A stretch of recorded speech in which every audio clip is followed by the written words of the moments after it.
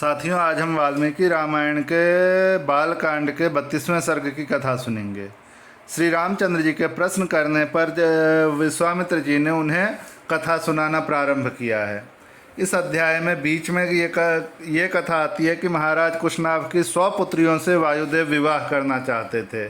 उनके मना कर देने पर उन्होंने उनके अंदर प्रवेश करके उनकी सभी हड्डियों को चूर चूर करके उन्हें कुब्जा बना दिया और वे उस स्थिति में राजमहल में पहुंचती हैं।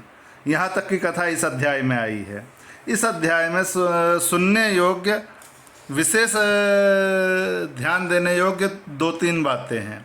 पहली बात, वायुदेव देवता हैं, वे भगवान के ही एक अंश स्वरूप हैं।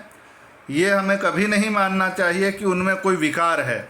जब भी कोई महापुरुष कोई इस तरह की लीला करे जो हमारी समझ में ना आता हो, तो हमें उसमें यही विचार करना चाहिए कि वे महापुरुष भगवान की लीला में सहयोग करने के कारण भगवान की प्रेरणा से वैसा कर रहे हैं। हमें उन महापुरुष के प्रति कुदृष्टि नहीं करनी चाहिए। इसलिए हमें यही मानना चाहिए कि वायुदेव भगवान नारायण की लीलाओं में सहयोग के लिए ऐसा कर रहे हैं। पहली चीज़ तो ये हो गई।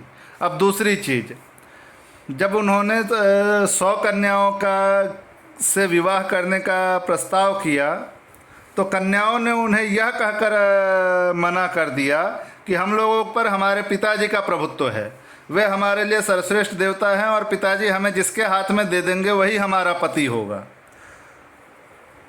तो इससे हमें ये समझना चाहिए कि मनुष्य मात्र ही कभी स्वतंत्र नहीं होता। मनुष्य के ऊपर हमेशा किसी न किसी का शासन होता है।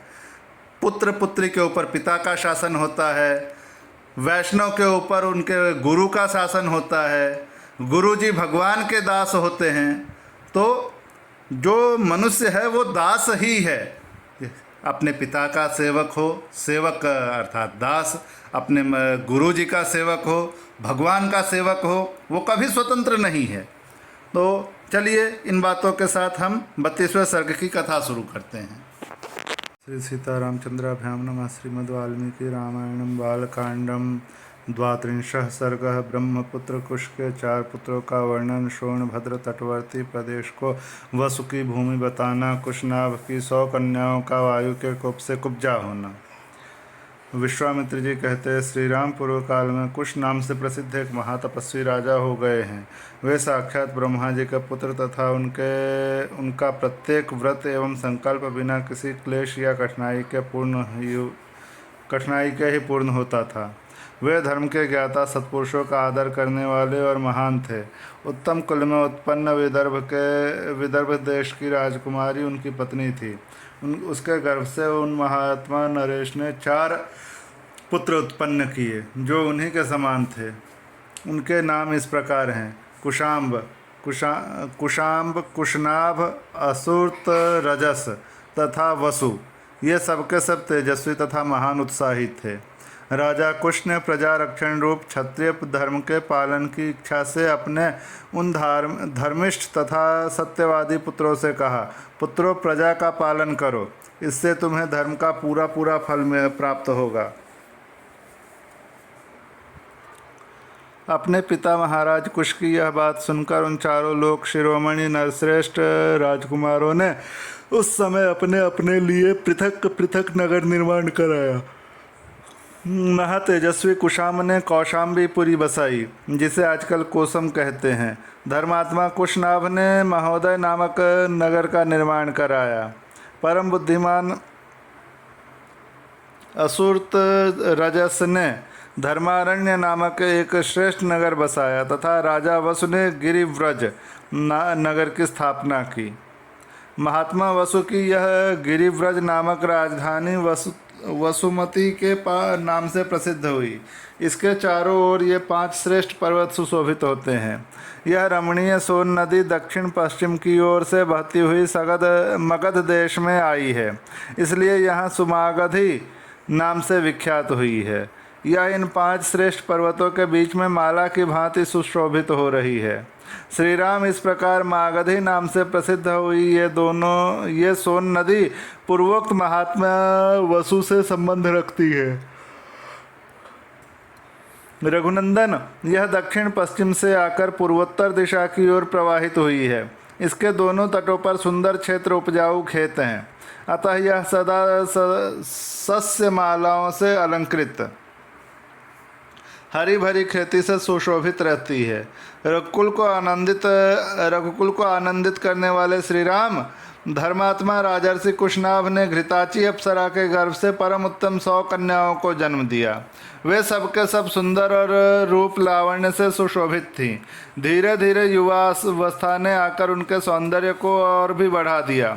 रघुवीर एक दिन वस्त्र और आभूषणों से विभूषित हो वे सभी राजकन्याएं उद्यान भूमि में जाकर वर्षा ऋतु में प्रकाशित होने वाली विद्युन्मालाओं की भांति शोभा पाने लगी। सुंदर अलंकारों से अलंकृत हुई वे अंगनाएं न गाती बजाती और नृत्य करती हुई वहाँ परम आमोद प्रमोद में मग्न हो गईं। उनके सभी अंग बड़े मनोहर थे। इस भूतल पर उनके रूप सौंदर्य की कहीं भी तुलना नहीं थी। उस उद्यान में आकर वे बादलों के ओट में कुछ छिपी हुई तारिकाओं के समान शोभा पा रही थी। उस समय उत्तम गुणों से संपन्न तथा रूप और यौवन से सुशोभित उन सब राजकन्याओं को देखकर सर्वस्वरूप वायु देवता ने उनसे इस प्रकार कहा, सुंदरियों, मैं तुम सबको अपनी प्रेयसी के रूप में प्राप्त करना चाहता हूँ। तुम सब मेरी भार्याएं बनोगी। अब मनुष्य भाव का त्याग करो और मुझे अंगीकार करके देवांगनाओं की भांति दीर्घ आयु प्राप्त कर लो। विशेषतः मानव शरीर में जवानी कभी स्थिर नहीं रहती, प्रतिक्षण क्षीण होती जाती है। मेरे साथ संबंध हो जाने पर तुम लोग अक्षय यौवन प्राप्त करके अमर हो जाओगे। अनायास ही महान कर्म करने वाले वायुदेव का यह कथन सुनकर वे 100 कन्याएं अवहेलना पूर्वक हंसकर बोली, सुरश्रेष्ठ, आप प्राणवायु के रूप में समस्त प्राणियों के भीतर विचरते हैं, अतः सबके मन की बात जानते हैं। आपको यह मालूम होगा कि हमारे मन में आपके प्रति कोई आकर्षण नहीं है। हम सब बहनें आपके अनुपम प्रभाव को भी जानती हैं, तो भी हमारा आपके प्रति अनुराग नहीं है। ऐसी दशा में यह अनुचित प्रस्ताव करके आप हमारा अपमान किस लिए कर रहे हैं? देव शिरोमणे, हम सबके सब राजर्षि कुशनाभ की कन्याएं हैं। देवता होने पर भी आपको शाप देकर वायुपद से भ्रष्ट कर सकती हैं, किंतु ऐसा करना नहीं चाहती, क्योंकि हम अपने तप को सुरक्षित रखती हैं। दुर्मते, वह समय कभी ना आवे जबकि हम अपने सत्यवादी पिता की अवहेलना करके कामवश या अत्यंत अधर्म पूर्वक स्वयं ही वह ढूंढने लगे। हम लोगों पर हमारे पिताजी का प्रभुत्व है, वे हमारे लिए सर्वश्रेष्ठ देवता हैं। पिताजी हमें जिसके हाथ में दे देंगे वही हमारा पति होगा। उनकी यह बात सुनकर वायुदेव अत्यंत कुपित हो उठे। उन ऐश्वर्यशाली प्रभु ने उनके भीतर प्रविष्ट हो सब अंगों को मोड़कर टेढ़ा कर दिया। शरीर मुड़ जाने के कारण वे कुंवरी हो गईं। उनकी आकृति मुट्ठी बंधे हुए एक हाथ के बराबर हो गई। वे भय से व्याकुल हो उठीं। वायुदेव के द्वारा कुबरी की हुई उन कन्याओं ने राजभवन में प्रवेश किया। प्रवेश करके वे लज्जित और उद्विग्न हो गईं। उनके नेत्रों से आंसुओं की धाराएं बहने लगी।